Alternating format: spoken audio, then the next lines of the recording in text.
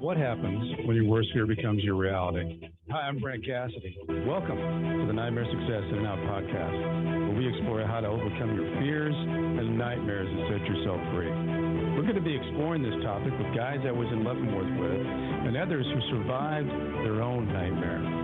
These stories can be inspiring, sometimes sad. There's some humor, but hopefully you can come away with a nugget of something that'll help you knock down some of the prisons you built up in your own mind. Welcome back, Nightmare Success In and Out listeners. We are here. And I want to say I'm really excited to get into this interview because Seth Ferrante, he gave me Stephanie Shepard's name. And if anybody listened to Seth's episode, if you haven't had a chance yet, it's a fantastic journey that he went on, and he's doing great things now. But we were together that one day, and says, "You got to talk to Stephanie Shepard." And when we got Stephanie on the phone, she was busy at doing what she does, and she just has such an exciting and interesting story, and it's such a current topic because Stephanie received a 10-year sentence for conspiracy to distribute cannabis, and she was a first-time nonviolent offender, two-parent suburban household, thought going to prison could never happen to her. And Stephanie says it took her about 5 years into her sentence to realize that, this actually happened. This is no big, there was not somebody made a big mistake, that she's really in prison and no one was coming out to save her. And, she wasn't special for this. There were a whole bunch of other people, women in there, whose lives had been turned upside down by incarceration. And Stephanie, she did 9 years of a 10-year sentence, which is unbelievable in the world that we think about now with marijuana and cannabis. She got out and she found a program. It's called the Last Prisoner Project. And she's using her experience that she went through to help people that are in her position to try to get them out.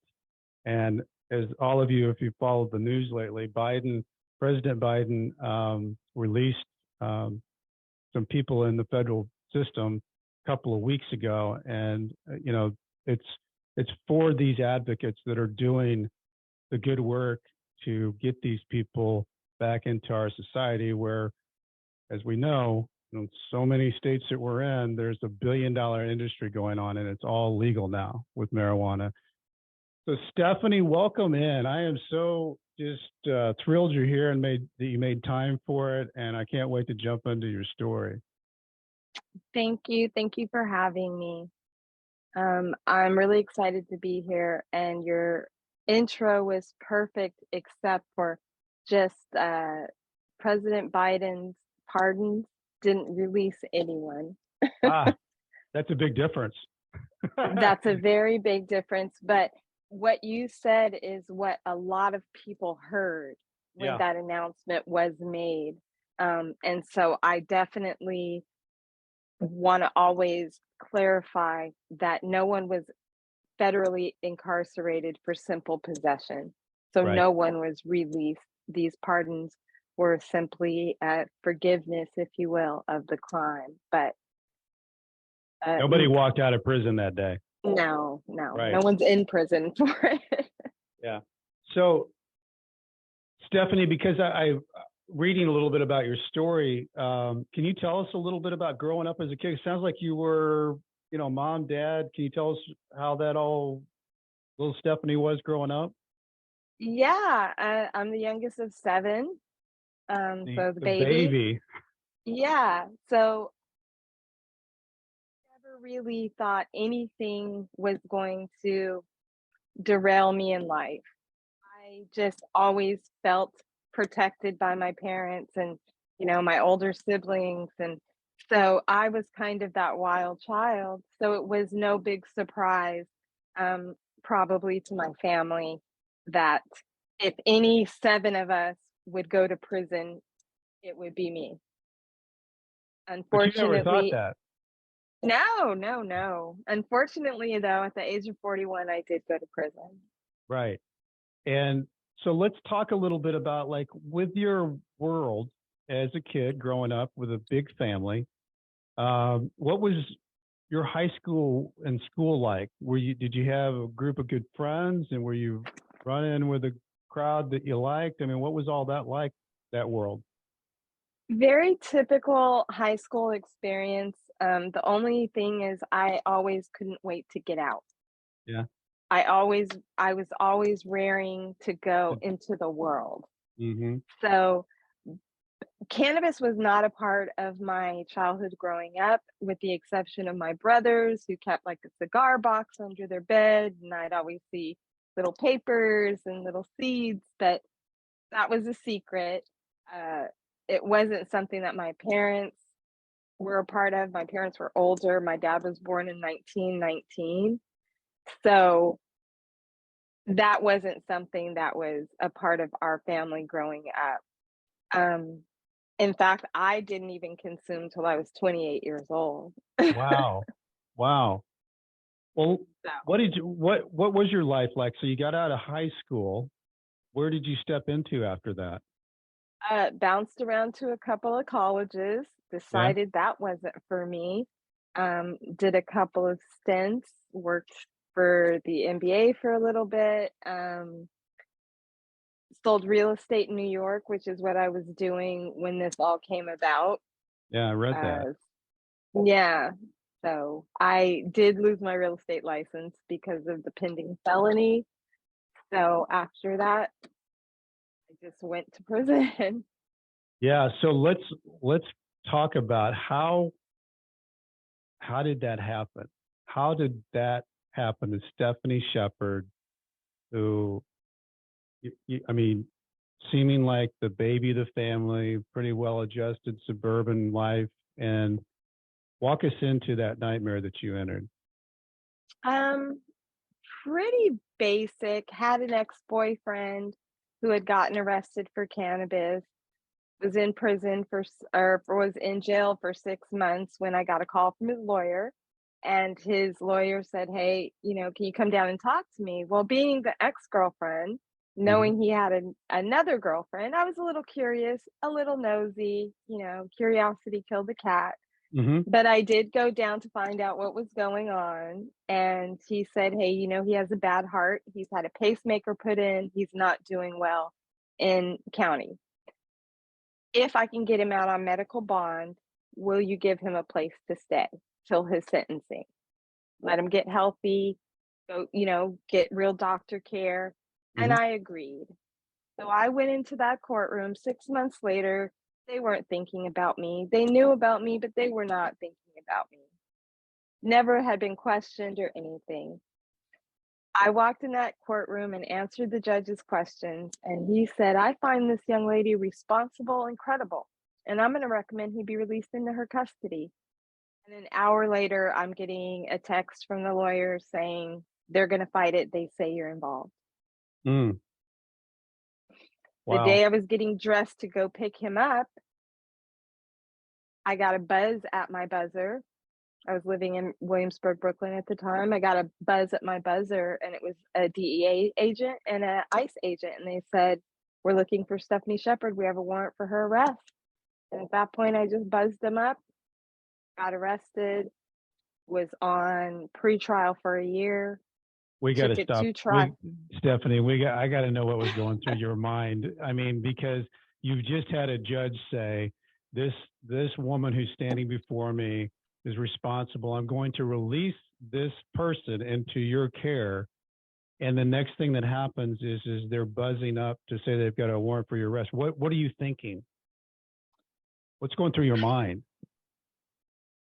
I'm still not believing that it's going to happen. I think I'm going to have some issues. I'm going to have to answer some questions. I never really believed that me would be getting into any serious trouble behind cannabis. Mm-hmm.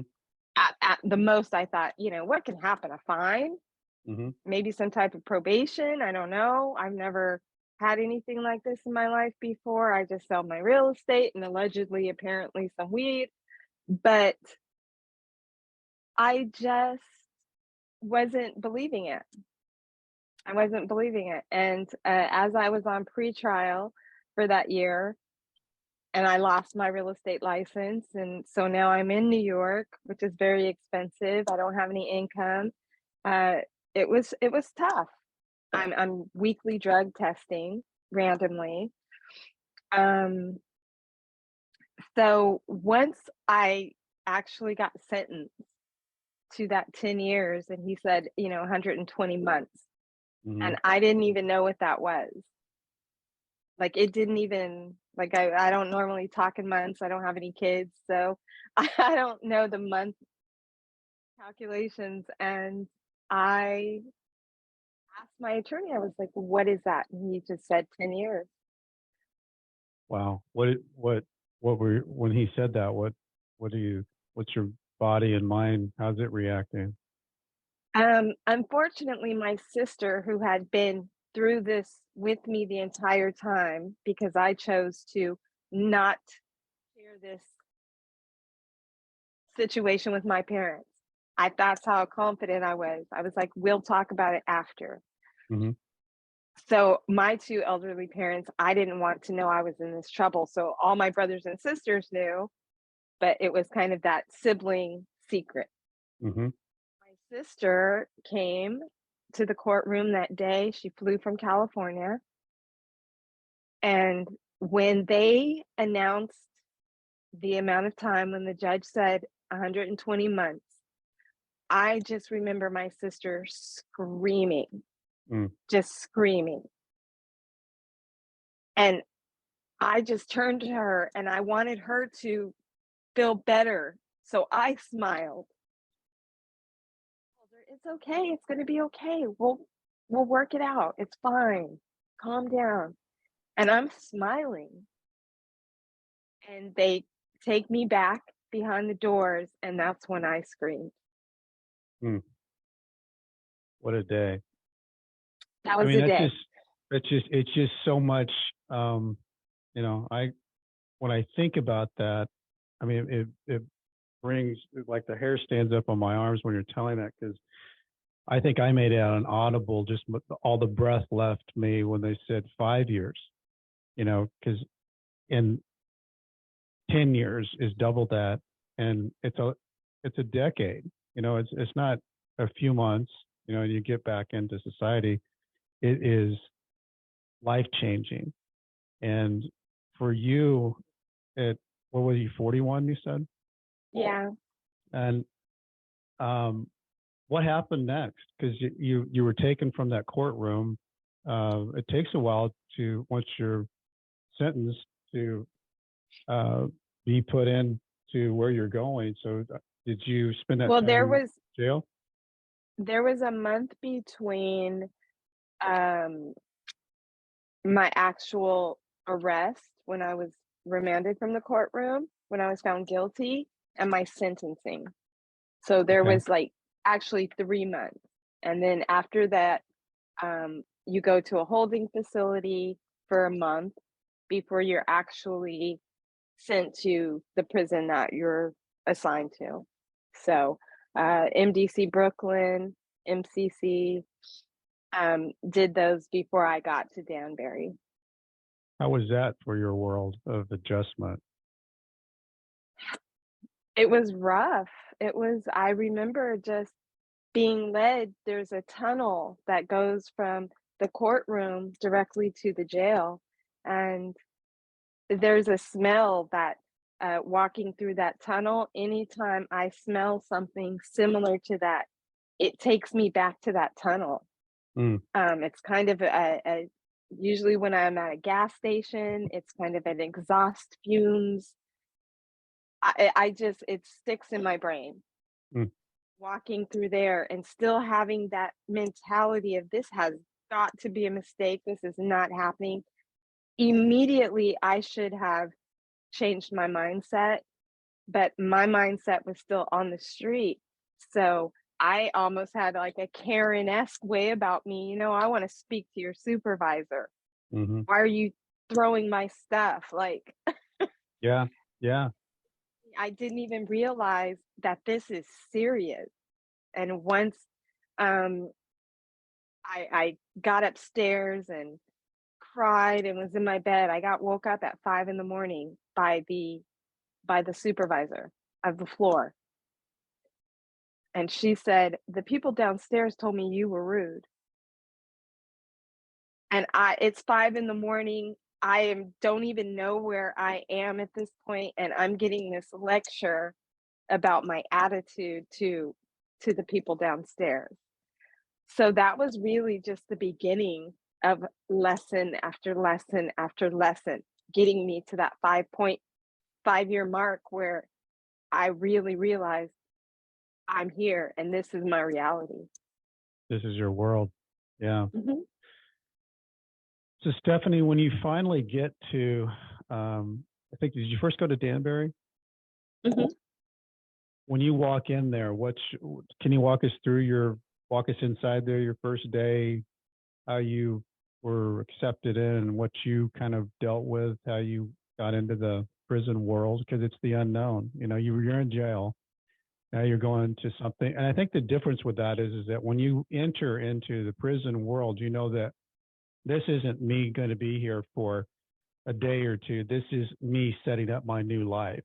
And I think that is a mindset adjustment too, is that whether it's 3, 5, 10, that this is going to be where I remember the night before I voluntarily surrendered and we drove and the sun was going down and I saw the guys walking the fence and I could see inside the prison, like guys like around the bunk beds and stuff. And I was thinking, I didn't say anything to Julie, my wife, but I was thinking, oh my God, tomorrow night, that's going to be me in there. That's my world. My world changes from out here looking in, wondering what they're doing, to actually being in that world. And it was such a strange thought process because I didn't know that world at all. I was only viewing it from the outside. So then when you enter into it, how did it feel for you entering? Because you almost feel like you get prisonized when they process you. The whole process is very long. It's very long, drawn out, a lot of waiting, a lot of uncomfortable situations. Um, so by the time I got to Danbury, it was night. It was probably like 11 o'clock at night. Everyone was in bed, compound closed, dark.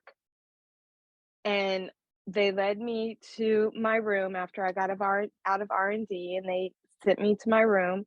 And anytime anybody new comes, it's exciting. Like, people want to see who the new people are. Yep.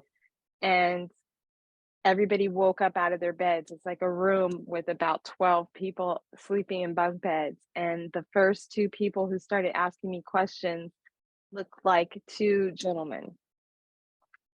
And I just started crying. I said, I thought this was a women's prison. I was Oh so no. green Yeah. in what I was about to experience in my life. So that first night was tough. I think I went to the shoe like my first week, you know, uh, getting into it with some lady.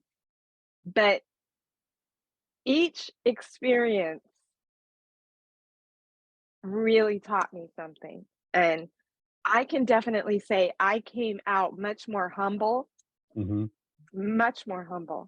than I went in. And that can only be a plus. Hmm. Um, More empathetic, Yes. because I never thought this would be me. Hmm. When you get in and you are stripped of everything, your nice clothes or your makeup or whatever, and you get in and you get stripped of all that, then you have to start dealing with just the real simple you. Yes. And that's a teaching thing. That's something you can learn by. And as much as I laugh about my stint as a mentor in RDAP, the residential drug abuse program, uh,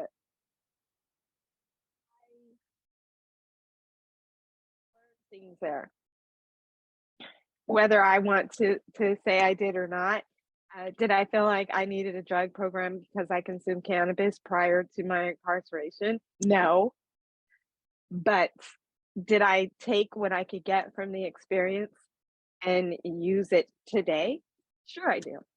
Yeah, and I think that program is all about rational thinking, how you handle situations, how you deal with something when it's in front of you. So there's some things in there that really I think you can use. I think it's interesting how you say about the things that it taught you, humbling yourself. I don't know that you can humble anybody more than taking them and taking their freedom and being in a society that does not have freedom, and you're told, when you can go, what you can do, how you can do it.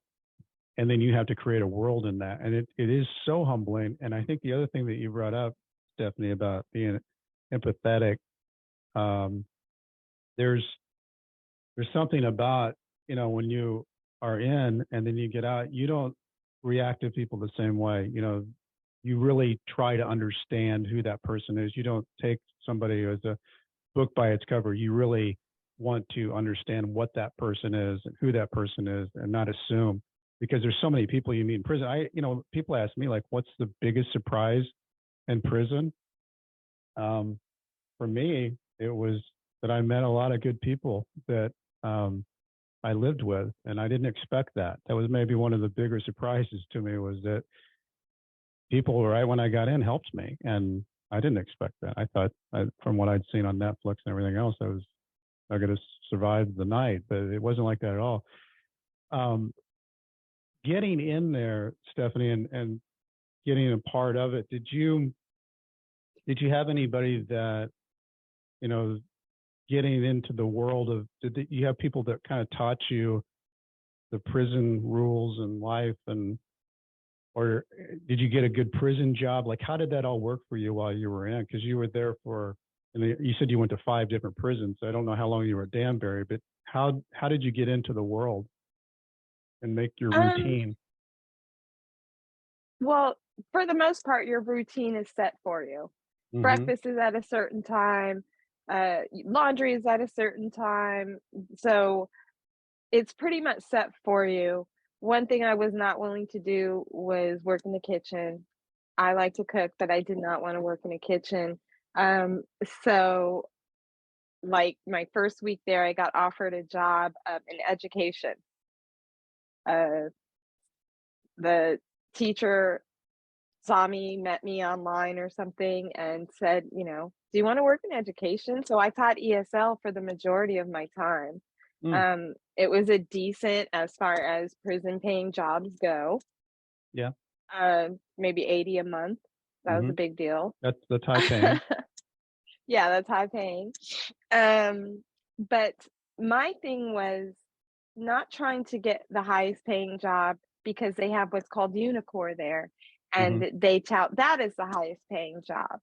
Well, that's also you working in a factory like setting, Yeah.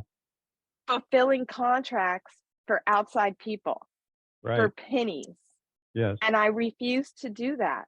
And so I took a job that I felt good about, that fed my soul, which was teaching people English.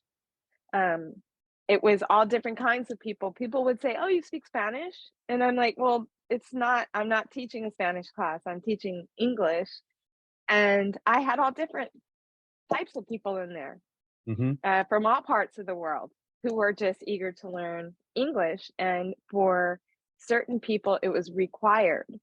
Like people from Puerto Rico, it was a required thing. So I enjoyed doing that. And then my last year, I worked in rec just for fun.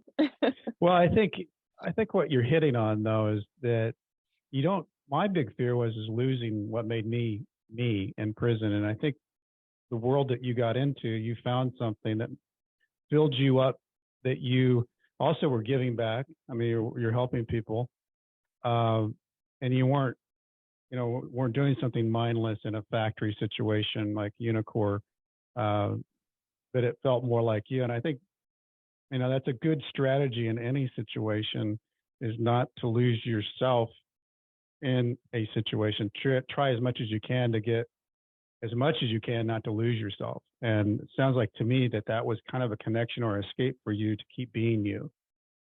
Exactly. Going into obviously education is the nicest building. It was the only building that had air conditioning, so I was Mhm. automatically in. It got very hot there in the summer. Um, but Let's having talk my about that, Stephanie, real quick, because that's funny to me. Because Leavenworth didn't have air conditioning either. And did you know that it didn't have air conditioning before you went? I didn't know anything about prison before I went. I always thought, I didn't know anybody in prison. I was the person in prison. I didn't know anyone in prison really. yeah.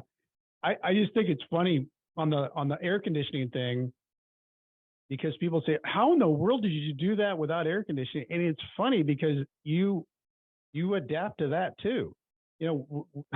We kind of figured out I'm because it glad got hot in I'm glad Kansas. you find that funny because you we haven't even gotten to when I got to Phoenix prison camp. Oh, Phoenix. yes, It that's was hot like there. 120 in the summer, all night long, No air and conditioning we there. had no air conditioning. Thank God I worked in rec and we had air conditioning. Yeah, see, there you are. Got to figure So it I just out. spent all my time in the rec office. But They had a funny thing that they did, or strange or odd, I guess it should be, is that because it got hot, is the the inmates had figured out that you open the windows at night, let the cool air in, and you close the windows in the day because you don't want it to be a furnace to heat the place up. And it kind of worked. I mean, there were like 6 or 7 days where it was so hot, and I can't imagine Arizona. I mean, that to me is like that's hot, like the hottest night of all nights. But you made it. You made that. So I that's did. that's I did. So just I was just saying being able to go into an office and sit at a desk, you know, those are all those are all things that connected me to my outside life. yes. Was So the desk was the chair, did it have a cushion? Was it because yeah, it was most things, nice. It was education. So it was, yeah, kind of like the crown jewel of yeah. the compound with the Hmm. library and, everyone had offices. It was the closest thing To to feeling going normal. into yes. Yes. Hmm. Yeah, because the other part of the prison is you've got a plastic chair, a locker, and a bunk bed, and that is your world. And if you can find something that feels a little bit more um, home-like, Mm. comfortable, that's a big deal. I had a job working at the food warehouse where we kind of had our own thing up there, and it was a good escape for the day, and then you come back to prison, and that was um, And I really relate to what you're saying on that. not only just that kind of escape, but everywhere else on the compound, you're surrounded by people. Hmm. There's very few places that you have access to where you can be alone. But working in a classroom, that was my classroom. Yeah, So I could go in there anytime I wanted to prepare lessons or just sit at my desk or read. But that being alone yeah. and that time, having that, that's was the most important thing about the job, just having that time and that place to go to be alone. Yeah, and I think that's something that when you think about prison, it's the loneliest place that you can be with a lot of people. Isn't that strange? You're around people all the time, but it's also somewhat lonely because you're in an environment that is, I mean, not I'm trying to think of the word for that, but it's a weird dynamic for the mind. Uh, I know, Stephanie, by us talking before we got on, that you ended up being transferred to different places. Can you kind of describe that? Because that's one of like the prison nightmares is having to transfer yourself into other places when you are a prisoner. Right. Transferring, you have to usually go through a transfer center, which is in Oklahoma. Um, that the transfer center is much nicer than the alternative, and sometimes to fulfill a contract they have with the county, they'll send people there. So as you land, you can either go inside the, building that's still up to federal standards, or you get a black X on your hand, which means you go to Grady County. So I did that several times. The first time I was in shock. I thought I was not going to make it. The second and third time I went through there, I at least knew what to expect, so I was prepared. Um, Transferring is, I traveled commercially alone while I was still in custody. I went from uh, I went from Waseca, Minnesota to Phoenix, Arizona. I went from Phoenix, Arizona to Victorville, Victorville to Phoenix. I went to my father's funeral alone, Right. all this while in custody. And the first time I had actually been alone in 6 years, I was transferring prisons. I was going on a flight. I had no ID except for my prison ID and a note from the warden with like my Mhm. mug shot on it, explaining who I was, and just for a little extra insurance if they gave me problems. I've got on gray sweats. I've got a mesh bag. I'm feeling horrible at this airport. Mhm. Absolutely horrible. I'm feeling so out of place. Mhm. Everyone's on their cell phones and dressed nice. And here I am, just so I walk up to where I give my ID. I hand her my prison ID. She looks at it. She goes, "Oh, okay. No problem. I'm going to need a supervisor over here." So then the supervisor comes and I have to get extra pat down. And I'm just feeling like I want to get back to my captors, if that Yeah. makes any sense. I want to get back to where I feel normal Mhm. Yeah. And how because long had you been in in the free prison world, by I the was six, when you were probably six traveling like years, this? Yeah, that's a 6 long years. time. Yeah. To just throw you out into an airport after, 6 years of being in captivity. And Yeah. I, yeah, no, I totally get that. Um, it's a weird, it's a weird thing, isn't it? That's what your mind was thinking is I'm so out of it here. I feel so more normalized in the other environment. But you've been in Right. that environment for 6 years. And once I got back, I felt better because, oh, everybody's in ugly gray sweats. Hmm. Everybody's got, a mesh bag. Hmm. Nobody's on a cell phone. Yeah. So I didn't feel out of place. But once I got, and I thought to myself, is that what it's going to feel like when I get out? Yeah. How long will it feel like that for me once I actually get out? Somebody said on one of the podcasts that being in prison is like being in black and white, and getting out is like life coming back in color, because it's just the way your mind is and how you're surviving that world. But the place that so you went through RDEP. I know that you had an event in your life where your dad had gotten sick, and they allowed you or gave you approval to leave, but I don't believe that you made that in time, if I'm not I mistaken. did Am I not. right? Yeah, I did not. I was in Victorville prison camp at the time where furloughs were allowed. So when my dad did get sick and it looked like he was not going to make it, I requested to be able to go see him in the hospital. He was in Sacramento. I was in Victorville. It's an hour flight. And they told me, well, if you go see him in the hospital, you're not going to be able to go to the funeral. And I said, I don't want to go to a funeral. I want to go see my father alive. And it took them a week to come to the conclusion that I could go. And that morning is the morning that he passed away. So I did end up traveling alone once again with a large expense to my family to get a last minute ticket, um, turnaround ticket. Um, but I went for my family Yeah. just to support them because my father was gone by that point. So Right.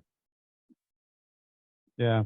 I didn't really care about that, and I did. I went to the funeral and I turned right around, went right back to the airport, got picked up by another inmate at LAX.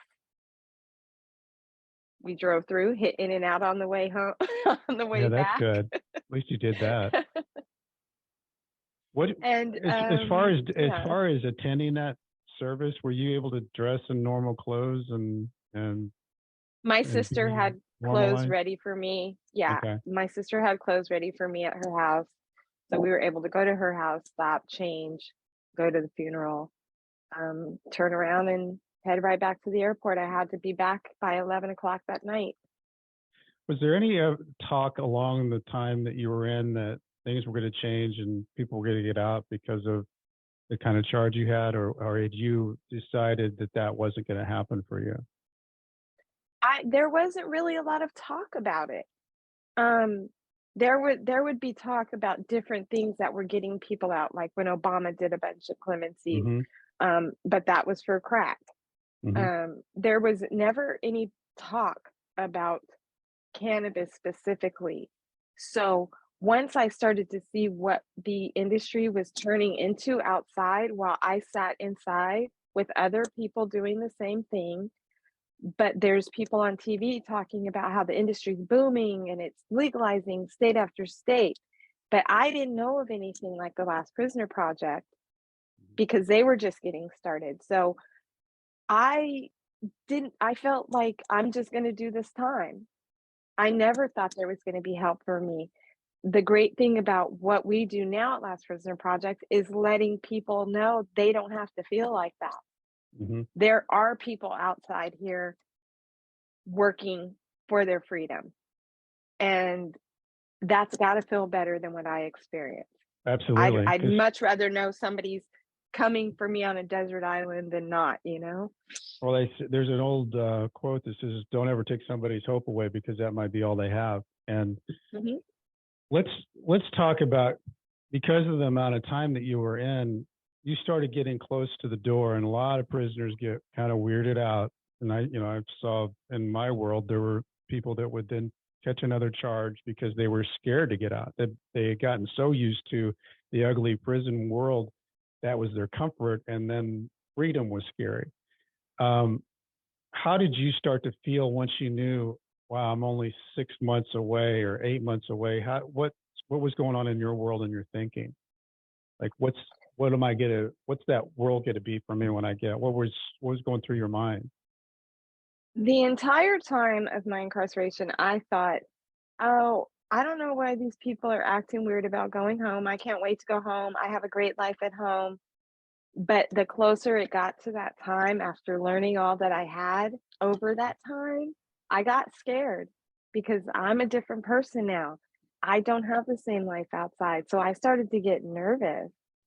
Even though I know what I'm capable of, I still felt beaten down.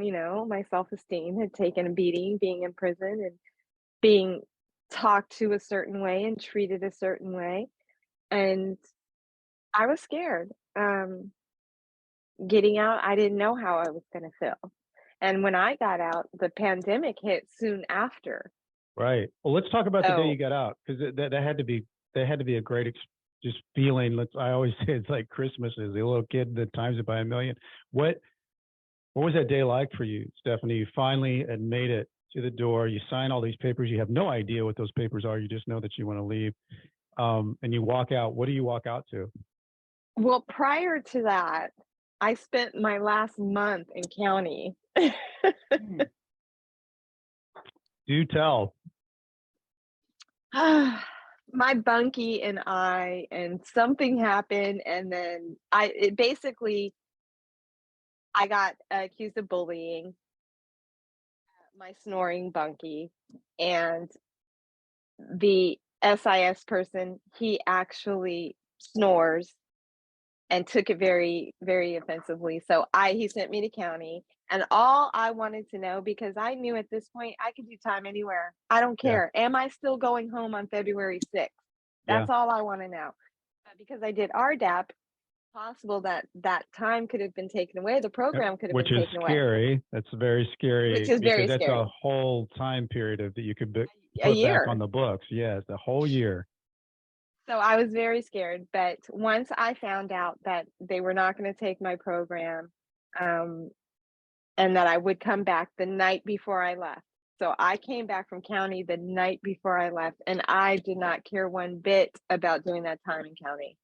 As long as I knew I was walking out those doors on February 6th, which I did. My sister had sent me clothes, Hmm. first time wearing real clothes in many years. Yeah, Um, that's a so great it was feeling, isn't it? exciting. And then they took me to a bunch of us, it was three of us getting out. Another inmate drove us to the bus station.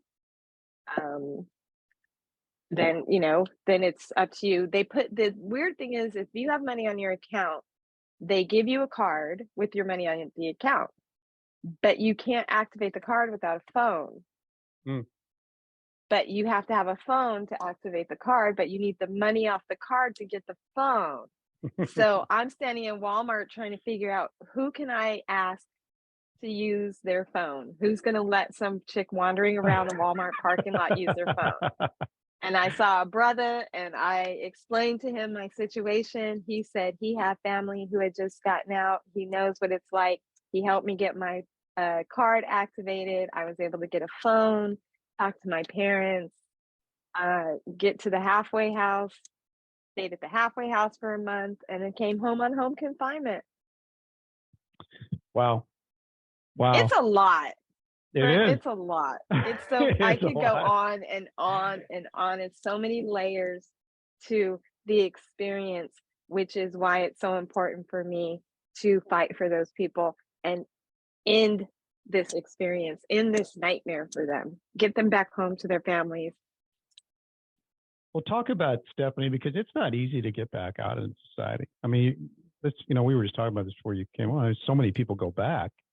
The fight is to be doing something that keeps you engaged and going forward. But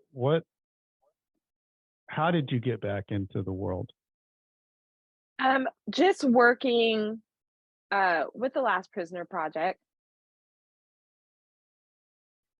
Working with the Last Prisoner Project and getting to know the constituents' families and knowing that I'm doing something on a daily basis to further the possibility of them coming home sooner, the Kevin Allens who are doing life, the Parker Colemans who are doing 60 years Hmm. for the same thing, that I could go several different places within a 2-mile radius and purchase and consume, and people not be worried about getting arrested. Can you explain So a little bit about, I know you came to the Last Prisoner Project, you got started in it, and then you became part of it full time. Can you just kind of explain how the Last Prisoner Project works? Because I wasn't aware of it until Seth started talking to me about it, and then we met. Just all the different things that you guys are doing.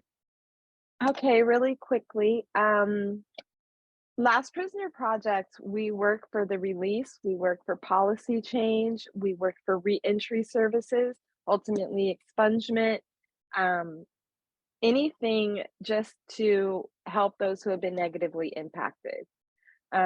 We give out reentry grants to those who have been recently released for cannabis charges. We match them up with pro bono attorneys to help with compassionate release and clemency filings.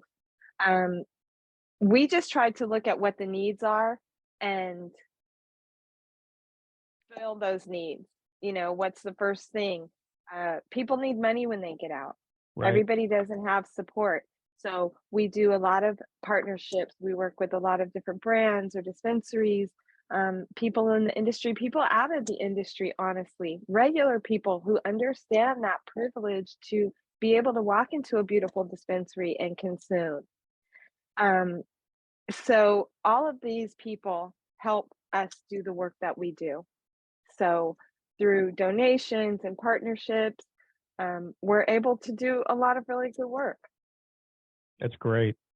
And I mean, being able to use your experience and affect people's lives hopefully, affect it in a way that can be something that you weren't able to have when you were going through everything that you went through, but to be able to use all that experience that you gained. And, I have always said that it's so important to have people like you at the table. It's great. It's great to have people who are advocates and they think this is unfair, but I think it's even more important to have people who've actually lived it, experienced it, felt it.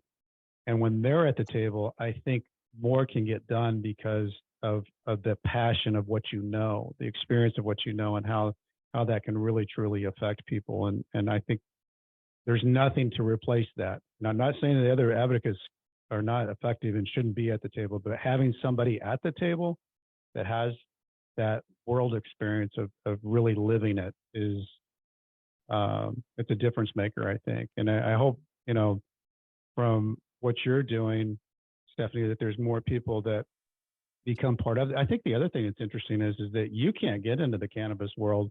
Right. It doesn't matter if California or Colorado or all 50 states decide to make it legal.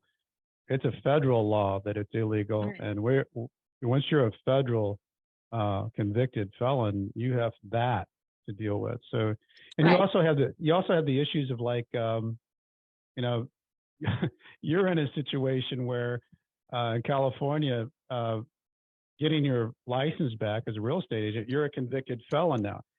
There's a lot of real estate agents that are smoking marijuana and going in the state is selling marijuana, but you deal with a whole different brand of being branded as an ex-felon. So you have to take extra steps if you even want to get back into that market because it's a case by case basis. So you just don't walk in and get licensed again. You have to carry that with you. And that's something that I find as a common theme of people who make it is that they know that they've got to grit it up a little extra because they're going to be asked those questions. You even talked about when you got your job at the coffee shop that you had to fight for that. They weren't just going to give it to you.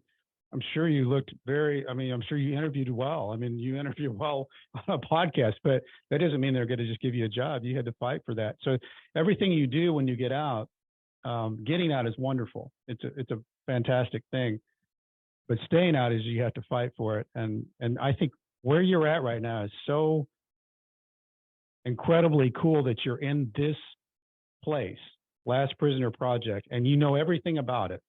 And you've lived it, and you can take people's experience and give them hope that they've got something to look forward to. Maybe a little bit of light at the end of the tunnel.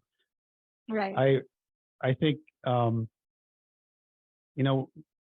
did you ever have? I meant to ask you this. Did you ever have like a rock bottom moment for yourself? Because I know it had to be a little bit weird for you getting out of prison and then going into COVID.